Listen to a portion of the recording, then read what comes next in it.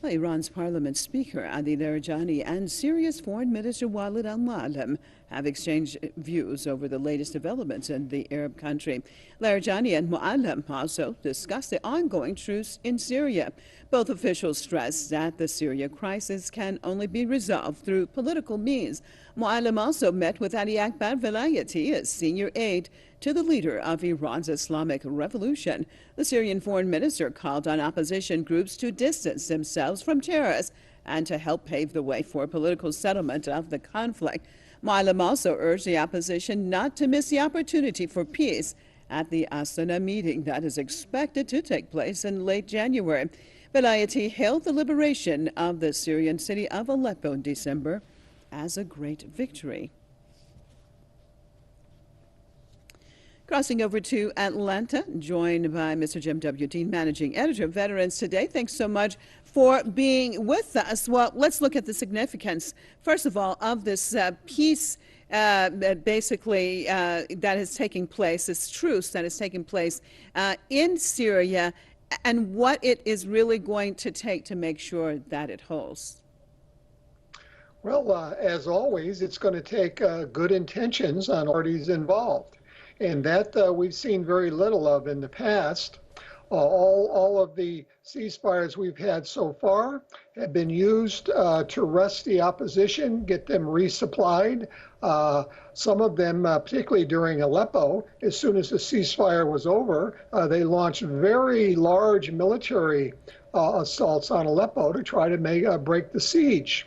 And then we also had the tremendous failure of the U.S. after agreeing with Russia to separate the moderate opposition from the jihadis, which they both said they agreed had to be done.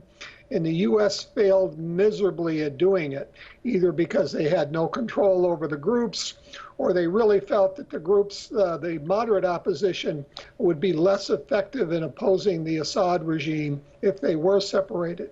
So now we have a situation where we may have these groups that are participating are doing so once again because they need to rest and get resupplied. It's wonderful. We have a Syrian on Syrian negotiations that want to take place. But I think a lot of these people, if they cannot get what they want, which is Assad to be out, basically what would be warlord status over the areas that they control, they're going to want to continue fighting. They're never going to win in an open political battle in terms of any real political power in Syria after what they've done to the country. So if they can't win or get it handed over or be bought over, they're just going to continue fighting. Mm-hmm. And then that means that there'll have to be a military solution as we had in Aleppo.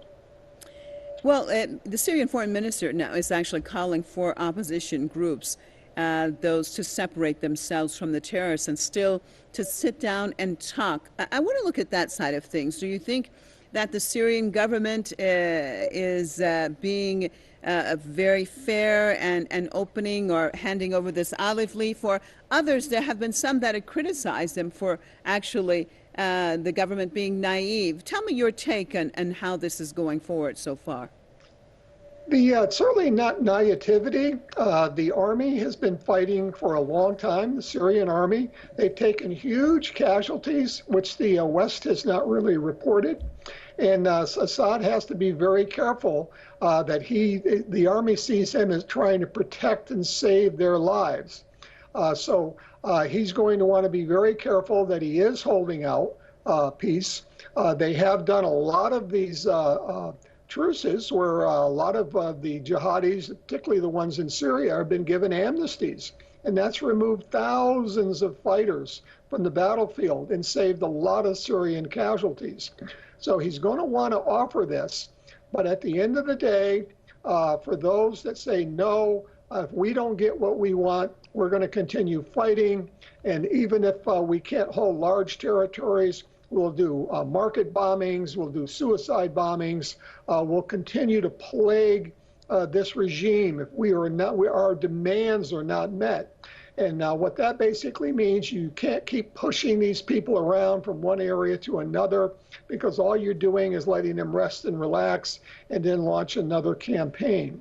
So it's a very delicate situation of how much negotiation is really going to work. And at the end of the day, are you going to be able to survive jihadis by not killing them and letting them keep moving around and picking their own targets when they choose?